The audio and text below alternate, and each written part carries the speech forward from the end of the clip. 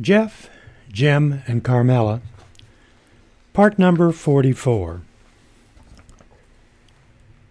Jim was beginning to think this spy game was a bunch of bull. It appeared it was a bunch of people spending a lifetime getting involved with all kinds of affairs and situations. Jim thought it was mostly spy situations because it appeared to be more of an aphrodisiac than anything else. Jim and Carmela were proof this was probably true because it was increasing their togetherness. Each time something happened in this drama, they could not get enough of each other.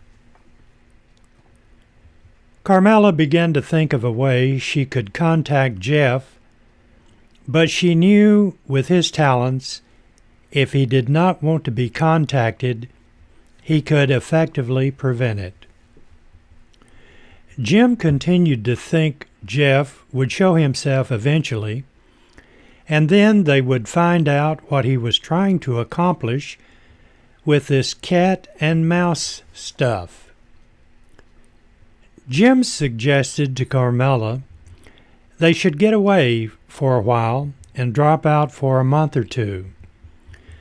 Jim had a radio announcer friend that owned a rustic cabin just off the Blue Ridge Parkway in North Carolina. His friend was in and out of that location several times a year, and he told Jim if he was not using it, Jim was welcome to stay there for a while. Jim called him, and sure enough, he was not using it for the next 6 weeks. Jim and Carmela decided it was time to drop out and forget Jeff and all this international stuff.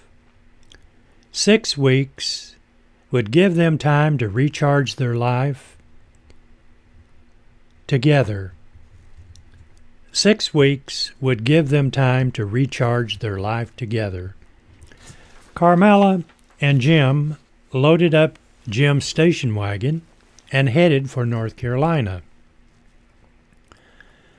Carmela had never been in the North Carolina mountains, and as they approached the location of the cabin, she was quickly falling in love with the beauty of that place. A key was hidden under a big rock in the front yard, and when they entered the cabin, they found some small dry logs beside a large rock fireplace.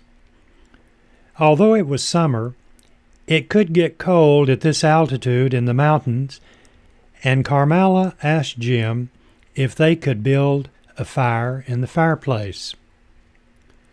Jim was thinking the same thing and walked over to the fireplace to see if the damper was open. He smiled at Carmela and told her tonight they would lounge in front of a cozy fire. Jim and Carmela sat in front of the fireplace, watching the flickering flames create an almost magical moment for them.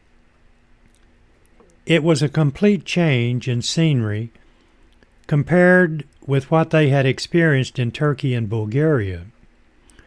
Carmela fell asleep, and Jim sat and looked at his wife, admiring her beauty. Just before Jim started to doze off, Carmela started to whimper, as if in distress. Jim touched her face and said, "Carmela, wake up, you're having a nightmare." When Carmela opened her eyes, you could see the relief she felt knowing it was all a dream. She breathed a sigh of relief and told Jim she was dreaming about her experience in Japan. Carmela pulled Jim down beside her, and she told Jim if she had her life to live over, she would go live in a convent.